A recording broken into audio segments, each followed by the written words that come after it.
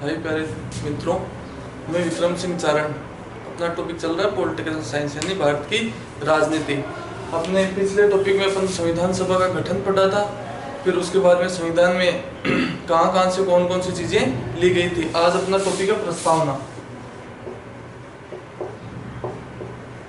प्रस्तावना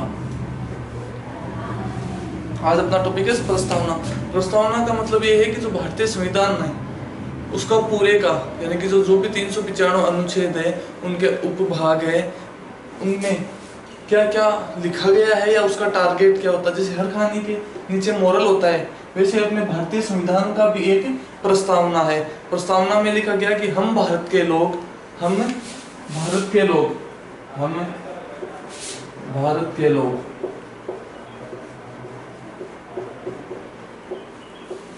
ठीक है। प्रस्तावना में हम भारत के लोग भारत को संपूर्ण प्रभुत्व संपन्न, हम भारत के लोग भारत को संपूर्ण, उसके जो मेन पॉइंट है वो बता रहा हूँ। जो प्रस्तावना के मुख्य पॉइंट है जो प्रस्तावना में लिखे गए हैं वो बता रहा हूँ। एक तो है संपूर्ण प्रभुत्व संपन्न, प्रभुत्व संपन्न,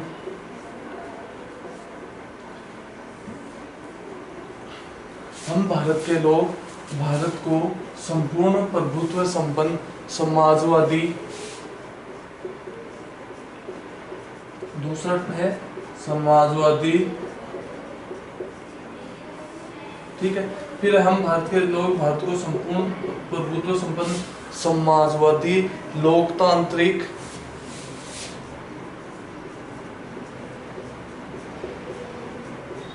लोकतांत्रिक समाजवादी, हम भारत के लोग संपूर्ण, हम भारत के लोग भारत को संपूर्ण भारत को प्रभुत्व संपन्न समाजवादी, लोकतांत्रिक, धर्मनिरपेक्ष,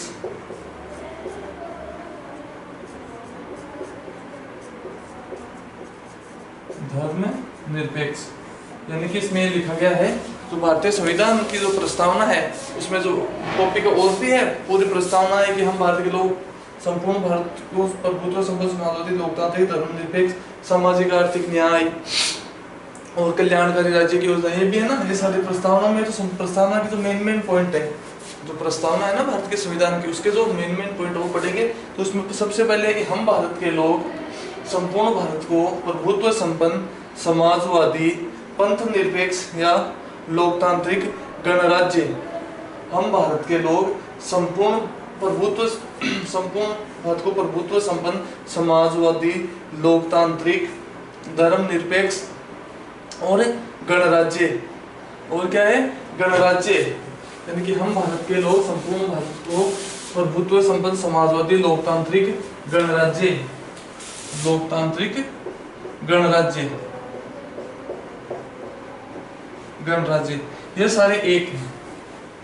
ये यहां से यहां तक गणराज्य बनाने के लिए, गणराज्य बनाने के लिए कि हम भारत के लोग भारत के संपूर्ण भारत को संपूर्ण प्रभुत्व संपन्न समाजवादी, लोकतांत्रिक, धर्मनिरपेक्ष गणराज्य बनाने के लिए न्याय, न्याय, गणराज्य बनाने के लिए न्याय। न्याय कितने प्रकार के हैं? 3 प्रकार की है। पहली तो है सामाजिक, यानी कि हम भारत के लोग संपूर्ण भारत को प्रभुत्व संपन्न समाजवादी, लोकतांत्रिक और धर्मनिरपेक्ष गणराज्य बनाने के लिए न्याय। न्याय 3 प्रकार के, सामाजिक, आर्थिक और राजनीतिक। सामाजिक, आर्थिक और तीसरी है राजनीतिक।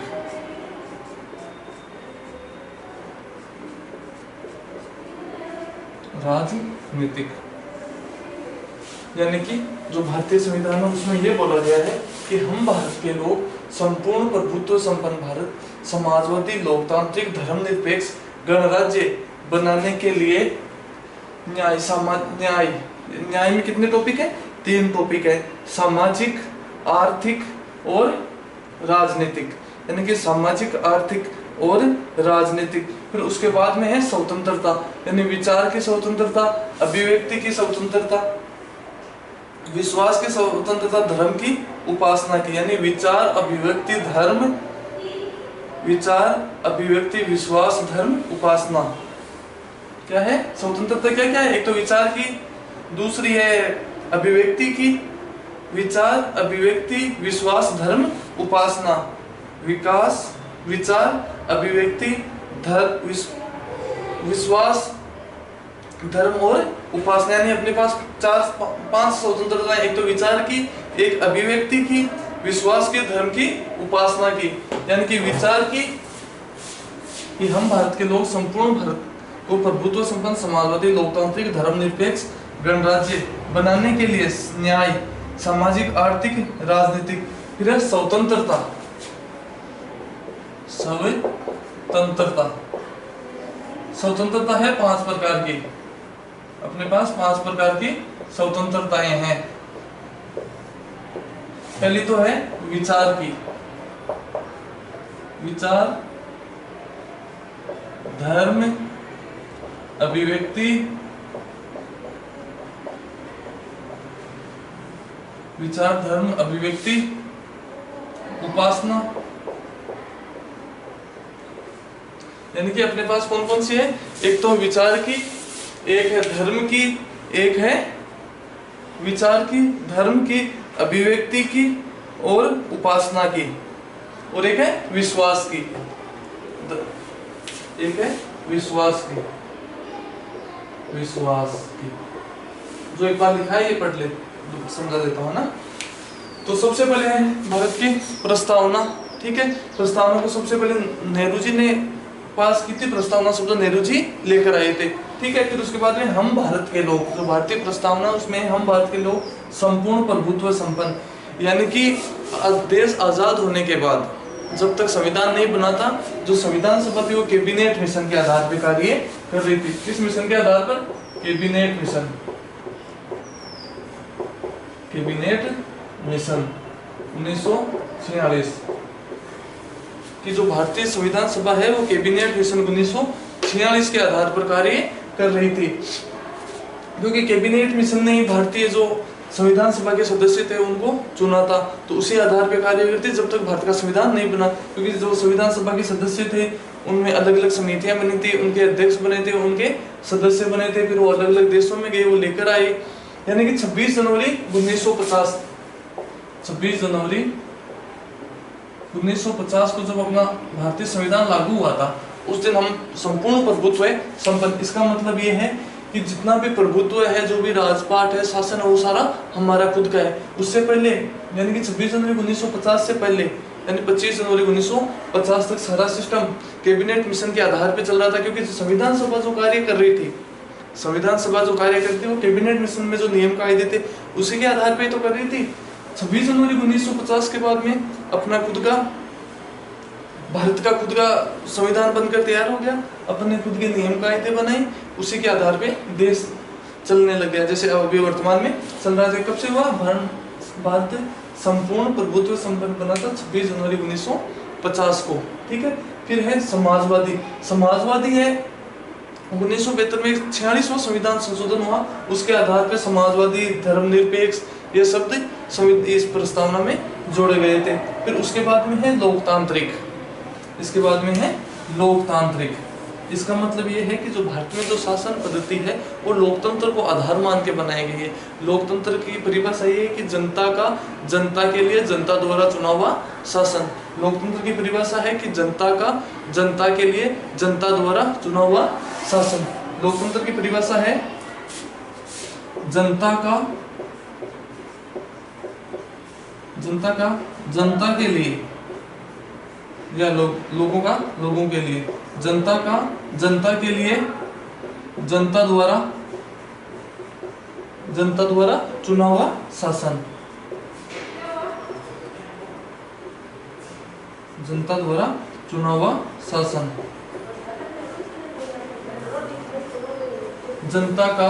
जनता के लिए जनता द्वारा चुना हुआ शासन होता है लोकतंत्र की परिभाषा। तो भारत में जो लोकतांत्रिक शासन व्यवस्था अपनाया गया, संविधान सभा के सामने एक बहुत बड़ा उद्देश्य था या बहुत बड़ी जिम्मेदारी थी कि हमारे देश का जो अभी नया नया आज़ाद हुआ है, नया नया स्वतंत्र हुआ, उसके सामने यानी कि उसके लिए कौन सी शासन व्यवस्था बेहतर रहेगी, तो उन्हें लगा कि भारत के लिए लोकतांत्रिक शासन व्यवस्था सबसे बेस्ट है या सबसे बेहतर रहेगी। तो उन्होंने लोकतांत्रिक शासन व्यवस्था अपनाया, और लोकतांत्रिक शासन व्यवस्था में भी जिस शासन व्यवस्था को अपनाया गया हुआ है संसदीय।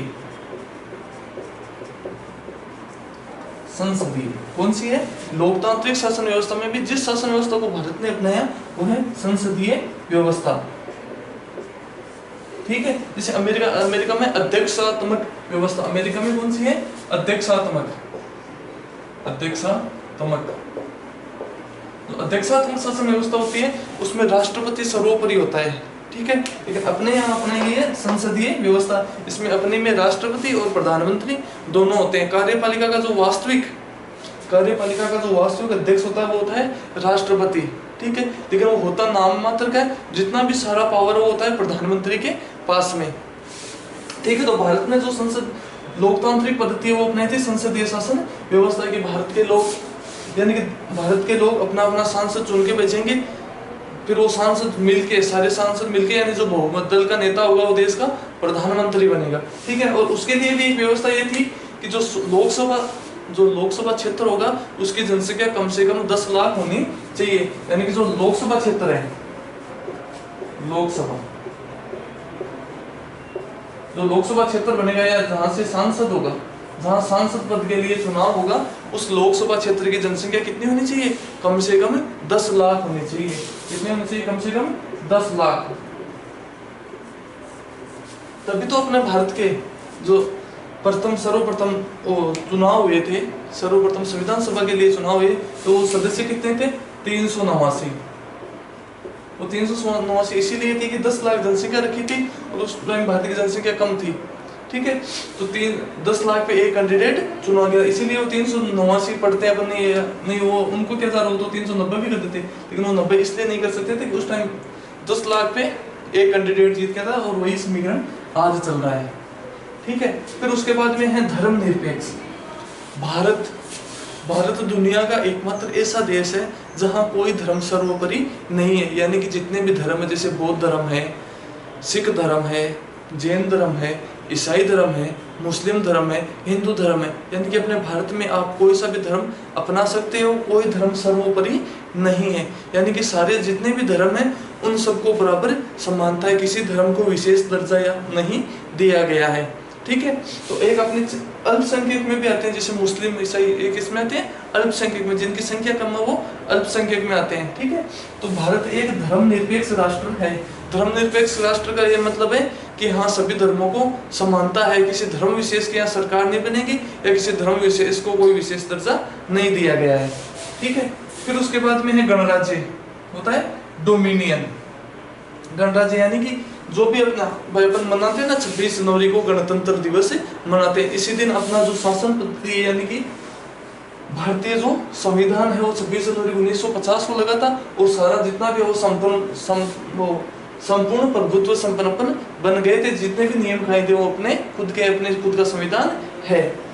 ठीक है, फिर है बनाने के लिए न्याय 3 प्रकार की है, सामाजिक, आर्थिक और राजनीतिक। सबसे पहली न्याय है सामाजिक न्याय का मतलब ये है कि समाज, ये जो सामाजिक जो शब्द बना है समाज प्लस एक, यानी कि जितने भी समाज है उन सब में बराबरता है या समानता है, कि कोई समाज छोटा बड़ा या किसी के साथ अपन समाज के आधार पे भेदभाव नहीं कर सकते। पहले चलता था ना, जैसे छुआछूत, या कुछ कुरीतियां थी, जैसे एक छुआछूत थी,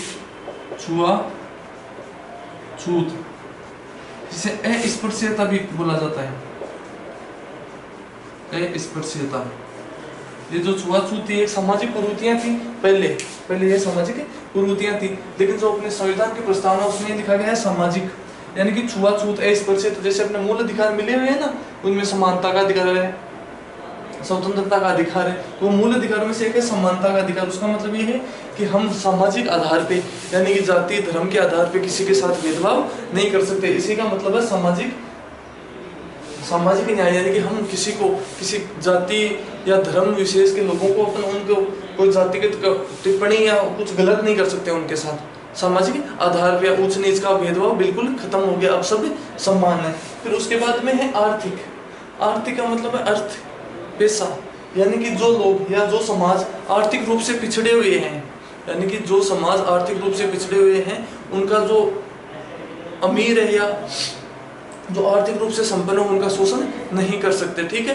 तो उनके लिए समानता का न्याय का मतलब ये है कि जो आर्थिक रूप से पिछड़े हैं उनके लिए कुछ ऐसी योजनाएं लाई जाए कि वो आर्थिक रूप से समृद्ध बने, ठीक है। फिर है राजनीतिक न्याय। राजनीतिक न्याय का मतलब ये है कि जो भी समाज है या जो भी जाति है या धर्म है, उनके जो प्रतिनिधि चुनकर आते हैं लोकतांत्रिक तरीके से, उनके प्रतिनिधि किस तरीके से चुनते हैं, लोकतांत्रिक, क्योंकि अपने भारत में लोकतांत्रिक शासन है।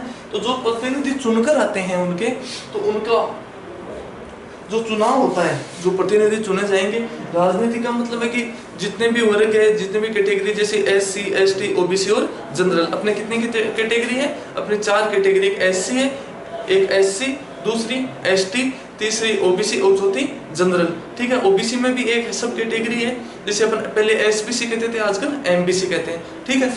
वैसे ही जनरल में है अभी EWS, जो आर्थिक रूप से पिछड़े हुए लोग हैं, वो आते जनरल में ही है, वो उनको 10% रिजर्वेशन मिला हुआ है, ठीक है। तो जो राजनीतिक, इसका मतलब ये है कि सभी को राजनीतिक रूप से समानता से भागीदारी मिले, यानी कि जितने भी समाज के जो वर्ग है उनको सबको राजनीति में भागीदारी मिले, किसी वर्ग विशेष का वहाँ वर्चस्व ना बने, सभी को समान रूप से भागीदारी मिले।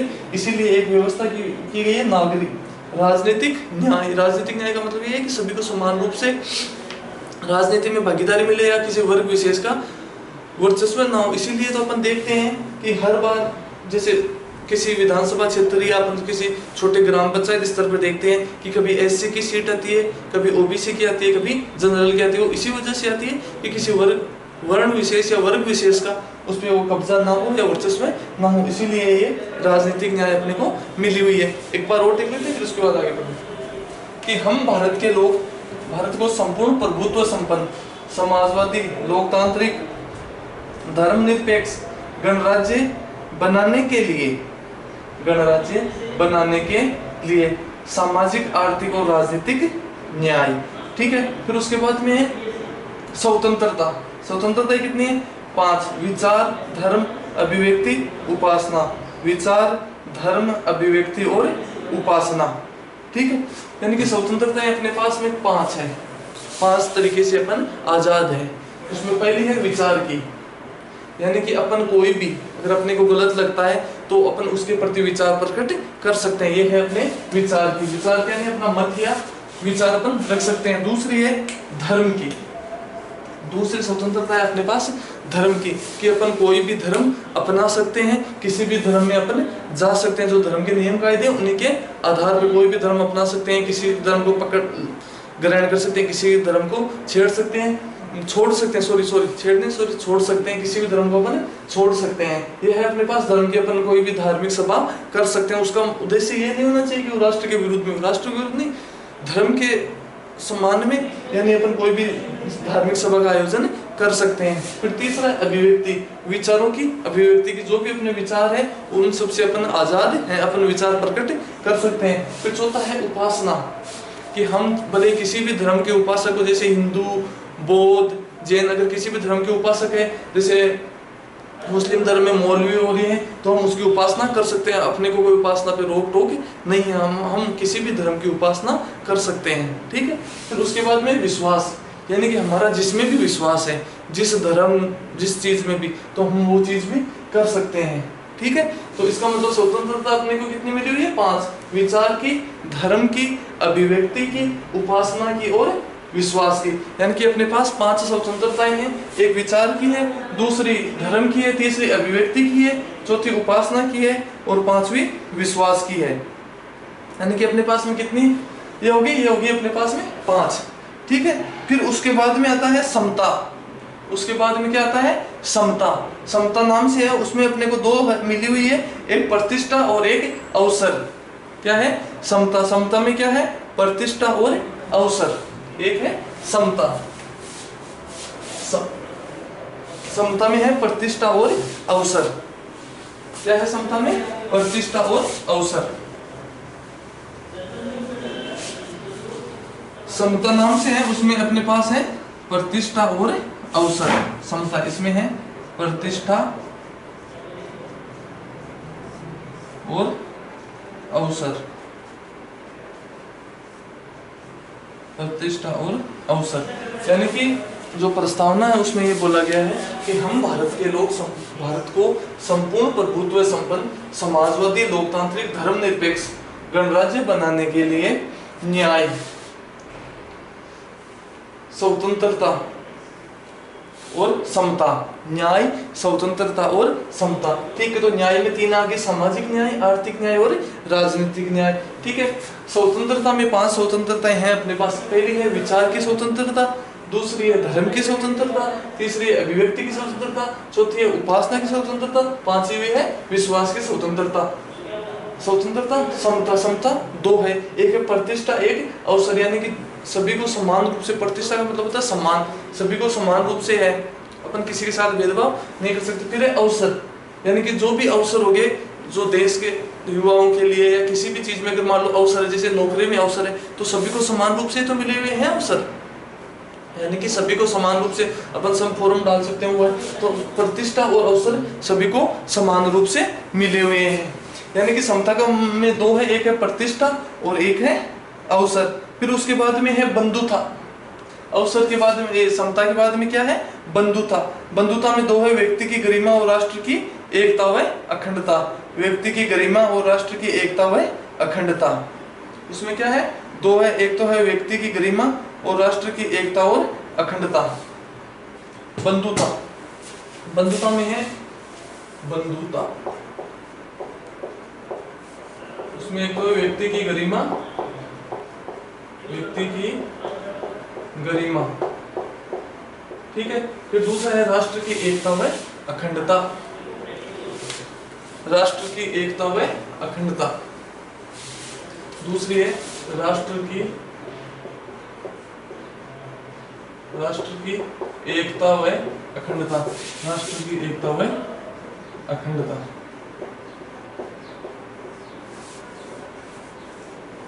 यानी कि हर एक व्यक्ति की गरिमा होती है, इज्जत होती है नहीं होती। जैसे अपन देखते हैं कि कोर्ट में अगर कोई किसी को कुछ गलत बोलता है तो मानहानि का केस दर्ज होता है, व्यक्ति की गरिमा को ठेस पहुंचते तभी तो होता है।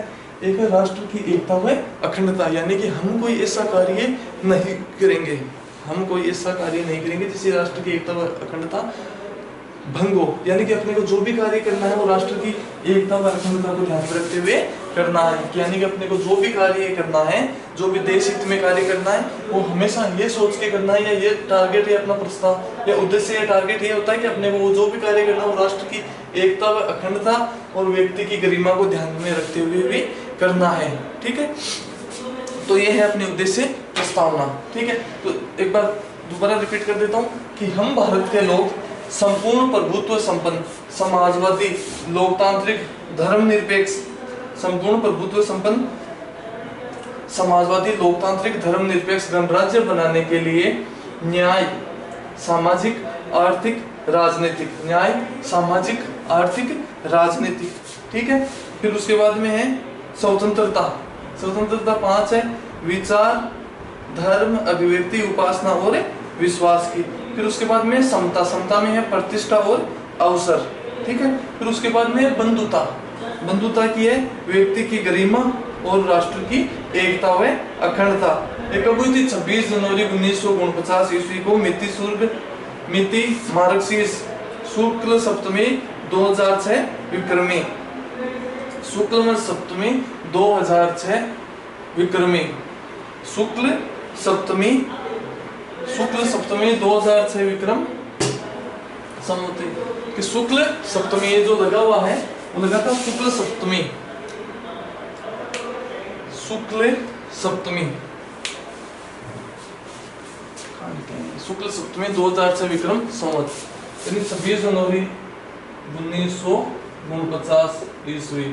ठीक है, फिर है शुक्ल सप्तमी, ये जनवरी है, 26 जनवरी 1949 ईस्वी, और हिंदी महीने से लेके तो शुक्ल सप्तमी थी, शुक्ल सप्तमी मार्क्सिस, जो मार्क्सिस का महीना आता है उसकी मार्क्सिस शुक्ल सप्तमी को, शुक्ल सप्तमी 2006 विक्रम संवत को अधिनियमित अंगीकृत करते हैं, राष्ट्र को अधिनियमित अंगीकृत करते हैं। यानी कि 26 जनवरी 1949 ईस्वी को मार्क्सिस नीति मार्क्सिस शुक्ल संपत्ति 2006 विक्रम संवत को, जो अपना संविधान है विक्रम संवत को, संविधान को अंगीकृत अधिनियमित और आत्मार्पित करते हैं। अंगीकृत अधिनियमित और आत्मार्पित, अंगीकृत अधिनियमित और आत्मार्पित, यानी कि अंगीकृत अधिनियमित और आत्मार्पित, अधिनियमित और आत्मार्पित करते हैं, और आत्मार्पित करते हैं। यानी कि जो अपने भारत की जो प्रस्तावना है वो अपन ने पूरी पढ़ी, एक एक चीज को मैंने बताया, दोबारा एक बार और रिवीजन करवा देता हूँ। वो है कि हम भारत के लोग भारत को संपूर्ण प्रभुत्व संपन्न समाजवादी लोकतांत्रिक धर्मनिरपेक्ष गणराज्य बनाने के लिए न्याय, सामाजिक आर्थिक राजनीतिक, ठीक है, फिर है स्वतंत्रता, विचार धर्म अभिव्यक्ति उपासना विश्वास, ठीक है, फिर है समता, समता में है प्रतिष्ठा और अवसर, फिर है बंधुता, व्यक्ति की गरिमा, राष्ट्र की एकता। तो 26 जनवरी 1949 मिति मार्क्सिस शुक्ल सप्तमी विक्रम संवत 2006 को, विक्रम संवत 2006 को संविधान को अंगीकृत अधिनियमित और आत्मार्पित करते हैं। यानी कि संविधान को अंगीकृत अधिनियमित और आत्मार्पित करते हैं। फिर इसमें 3 शब्द थे, एक तो अपन ने देखा था ये धर्मनिरपेक्ष या पंथ निरपेक्ष, एक समाजवादी और एक था अखंडता। धर्मनिरपेक्ष या पंथ निरपेक्ष, समाजवादी और अखंडता। धर्मनिरपेक्ष, पंथ निरपेक्ष और अखंडता। धर्मनिरपेक्ष, पंथ निरपेक्ष, समाजवादी और अखंडता, ये 3 शब्द है।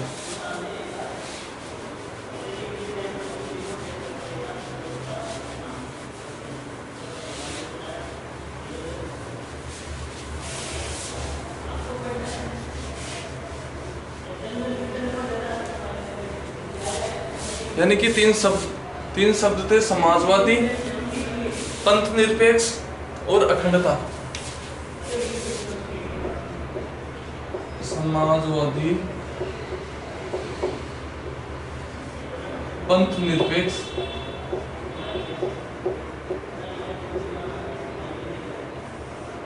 और तीसरा है अखंडता।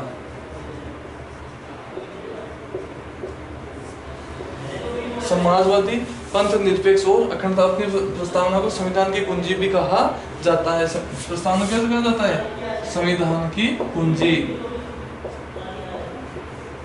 संविधान की कुंजी। संविधान की कुंजी किसे कहा जाता है? प्रस्तावना को।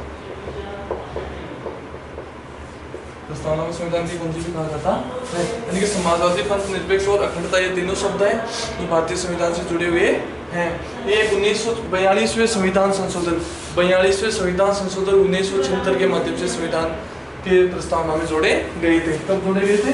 42वें संविधान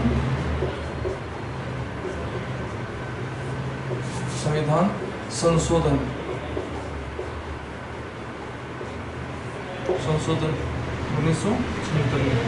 ये तीनों शब्द है, ये तीनों शब्द अपने भारत की जो प्रस्तावना है उसमें जोड़े गए थे।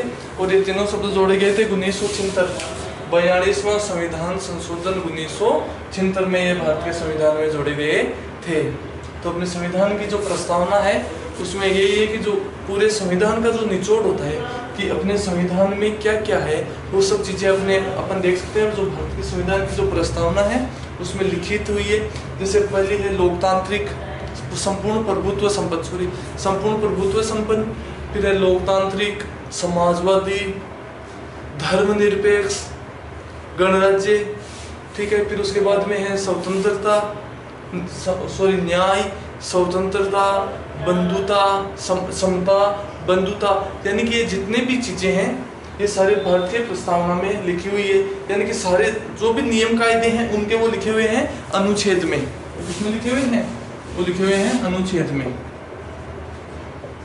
वो चीजें लिखी हुई है अनुच्छेद में। तो अनुच्छेद कितने थे स्टार्टिंग में? 395। यानी कि जो भारतीय जो प्रस्तावना है उसमें संविधान का पूरे का निचोड़ है, यानी कि संविधान के अंदर क्या क्या चीजें हैं जो मुख्य रूप से है। तो उसमें एक तो ये अपने संपूर्ण प्रभुत्व संपन्न, समाजवादी, धर्मनिरपेक्ष, अखंड, ये आ गए, ठीक है। फिर गणराज्य, फिर उसके बाद में ये आ गया अपने समता, स्वतंत्रता, बंधुता, यानी कि जो भी चीजें हैं वो सारी प्रस्तावना के अंदर है। और जो उनके लिए जो नियम कायदे बने हुए हैं वो है अनुच्छेदों में, यानी कि 395 अनुच्छेद थे ना शुरू में, आज तो 400 से ज्यादा हो गए। लेकिन स्टार्टिंग में जब 26 जनवरी 1950 को भारतीय संविधान लागू हुआ था तब उसमें 395 अनुच्छेद थे। एक चीज और, भारत का राष्ट्रगान, राष्ट्रगीत और राष्ट्रपति। भारत का राष्ट्रगान, राष्ट्रगीत और राष्ट्रपति ये कब लागू हुए थे? यानी कि भारत का जो संविधान है, जो अपने देश का जो संविधान है, जिसे अपन गणतंत्र दिवस के रूप में मनाते हैं, जिस दिन लागू हुआ 26 जनवरी 1950। 26 जनवरी 1950 इसको अपन मनाते हैं गणतंत्र दिवस के रूप में, गणतंत्र दिवस।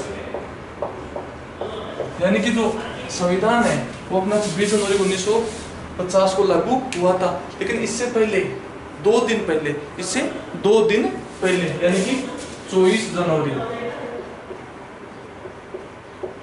कब? 24 जनवरी 1950, यानी कि 24 जनवरी 1950 को भारत का राष्ट्रपति,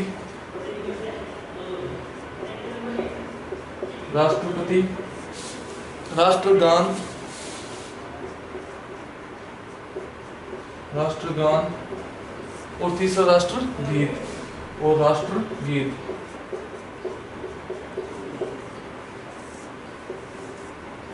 यानी कि भारत का राष्ट्रपति, राष्ट्रगान और राष्ट्रगीत ये कब हुए थे? 24 जनवरी 1950 को लागू हुए थे। भारत का राष्ट्रगान, राष्ट्रगीत और राष्ट्रपति। भारत का जो प्रथम राष्ट्रपति कौन बने थे? भारत के प्रथम राष्ट्रपति कौन थे? डॉक्टर राजेंद्र प्रसाद। डॉक्टर राजेंद्र प्रसाद जो संविधान सभा के अध्यक्ष भी थे। तो क्या थे? संविधान सभा के अध्यक्ष, संविधान सभा के अध्यक्ष। यानी कि जो डॉक्टर राजेंद्र प्रसाद है वो 24 जनवरी 1950 को भारत के राष्ट्रपति के रूप में इन्हें नियुक्त किया गया। 24 जनवरी 1950 को दूसरा राष्ट्रगान और राष्ट्रगीत यानी जन गण मन, ठीक है, एक वो राष्ट्रगीत, वो गाना एक अलग है, वंदे मातरम, ये कब लागू हुए थे? 24 जनवरी 1950 को, जबकि भारतीय संविधान लागू हुआ था 26 जनवरी 1950 को। एक बार हम देखते हैं भारतीय संविधान कब लागू हुआ था? 26 जनवरी 1950 को। और जो भारत का संविधान है उसका सार, यानी कि लगभग का सार किसमें आ रहा है? प्रस्तावना में, ठीक है। प्रस्तावना को संविधान की कुंजी भी कहा जाता है। प्रस्तावना में 3 शब्द, समाजवादी या समाजवाद, समाजवाद, पंथ निरपेक्ष और अखंडता। समाजवाद, पंथ निरपेक्ष और अखंडता ये कब जोड़े गए थे? 42वें संविधान संशोधन 1976 में, ठीक है। फिर उसके बाद में है, हाँ, संविधान में अनुच्छेद कितने हैं? संविधान में अनुच्छेद कितने हैं?